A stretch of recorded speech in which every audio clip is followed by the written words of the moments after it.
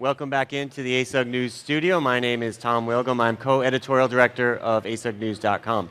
Well, we're delighted to have Paul Grill in the studio. Thank you for coming by, Paul. Thank you for inviting me. Well, delighted to have you here. So you're the president and CEO of InfoSol. Can you tell us just a little bit about your company? Yes, InfoSol is an information solutions company that specializes in business intelligence. We've been a business intelligence and business objects partner for 17 years. Oh, wow. And so we know that part of the industry extremely well. And during that time, we've been out there delivering business object solutions.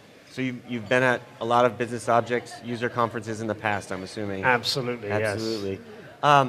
So you have done a really interesting presentation about the education subscription library offering, and want to talk about that today because, I mean, there's such a range, we're talking about all these stuff, but why we wanted you up here, because this is a very interesting topic that probably doesn't get a lot of talk about, but it's very important. Do you want to just give us maybe a little high level about your presentation, then we'll dig in down deep to some of the other things in it? Sure. The e-learning subscription library is something that's brand new to the world of business objects.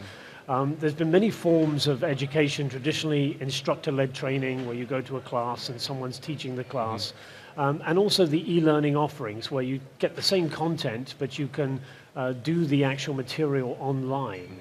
But the e-learning subscription library is taking an entire collection of these e-learning offerings and putting them together as a single bundle.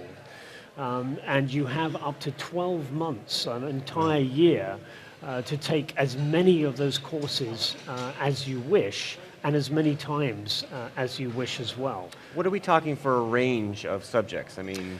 Well, there's really two offerings for the business objects community. One is called the business intelligence offering, and there's about 62 titles in there. And that covers all of the main user tools, things like Excelsior dashboards and web intelligence, and all of the end user type products. And then there's a second offering which really covers the system administration and data services side. And that covers topics like the Universe Designer, the new information design tool, the administration modules, and the data integrator, data quality, and data services products. So are they, is the user one not as technical as the other one? I mean, are they really fitted to each audience very differently? Yes, because what tends to happen is people who are consumers, users of the product, tend to be the report developers and people using tools like Crystal Reports, like Web Intelligence, like dashboards. And that tends to be a much larger audience, whereas the administration one tends to be a few specialists in an organization, maybe only 3 or 4 people in a typical organization that is going to learn the administration side. Okay. So traditionally, if we go back, what was the way people kind of learned before? And then maybe you can kind of by contrast show the details why this is different, what makes this better. Yeah, I mean, basically the traditional way is instructor-led training courses. So if you take a topic like web intelligence, for example, you have a 2-day general introduction to web intelligence, takes you to about an intermediate level, and then a 1-day advance. So that's 3 days worth of training, and that's just for web intelligence. There's 5 days of training for Crystal Reports. There's 2 days of training for Excelsior dashboards. So you can see how that would be quite expensive and time-consuming for anybody to attend all of those courses.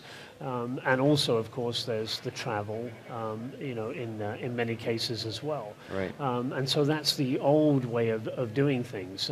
Now, using e-learning, you can, do the course over the weekend. You can do it in the evenings. You can do it from home in your own time. You could even do it from a plane if it has Wi-Fi connectivity. Right. That would be. What are you doing? Oh, I'm training. I'm doing my training. Yeah. What's been the reception so far? I mean, what have you been hearing? Well, it's been very good. People are excited about it because we did a survey in the Business Objects Education Special Interest Group a couple of years ago, and one of the major, I could say, complaints that came up from people about the Business Objects Education offering was that it was expensive.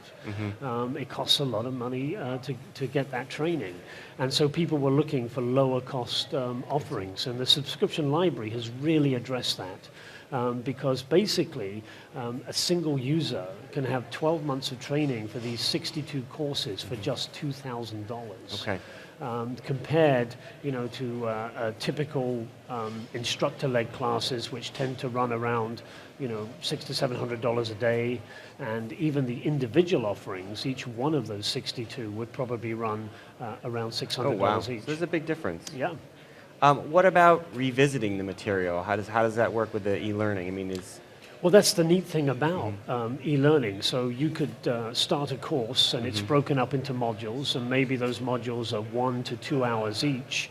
And so you could take a 1-hour module one day and then another one the next day, or you could even just do 30 minutes and stop and then come back and pick it up from where you left off. so users can drive it at their will. There's Absolutely.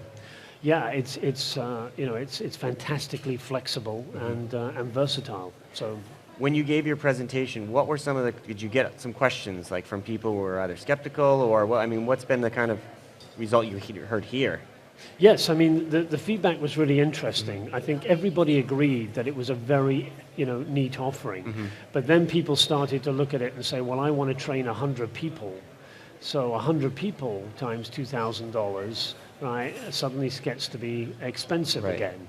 And so some of the feedback was, is there a way that we can find a more cost-effective way to train a larger number of people? But for people who are doing the administration side of things, where, as I said earlier, there's only maybe typically 2 or 3 people in an organization, and those courses are very expensive and often long, 3 days, 5 days, and so forth. This is a fantastic option for them. Where do people go to find out more about this, to check it out? Well, there's a couple of different places they can go. All of the SAP BusinessObjects education partners provide and sell the e-learning offering, so they can go to those websites. And they can also go to the SAP education pages, and they'll find information there as well. Okay. List of courses that are available. And the other really cool thing is that as new courses become available, they immediately go into the library. And so, say you were 3 months into your subscription and then a new course on BI4 became available, you would immediately have access to that, which is really nice. Right. So you don't have to, worry about, what happens when a new topic or a new course or an updated course comes along. So what was your parting thought to the ASUG members who attended and people who are watching who are thinking, well, maybe I'll give this a try? What would be your one kind of piece of advice to them if they're considering this option? I'd say try it out, because there is actually a demo on the SAP website where they can actually try out 2 or 3 of these courses via e-learning, and there's about 3 or 4 modules in each course that they can actually go through, and they can see if this is something that will work for them. I mean, it's not just as an alternative. It can also be complementary to traditional stand-up training. How does that work? I mean, have you guys built that into the process? Well, again, say you go to a class, right? Typically, most people are only going to absorb during those 2 days 30 to 40% of the information. Well, that's what the scientists tell us anyway, right?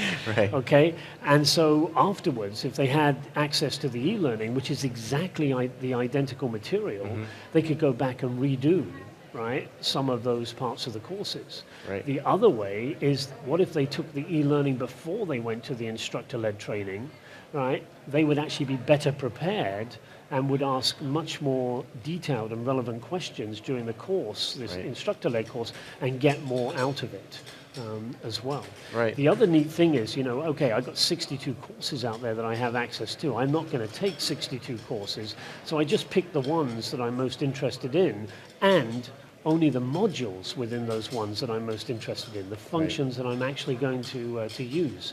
So it's like going to an all-you-can-eat buffet, and instead of piling everything on your plate, you just pick the really nice things, like the chocolate-covered strawberries, right? And the Godiva chocolates and the chocolate, right? That's the thing that you're going to go for, because that's the thing that talks to you. Right.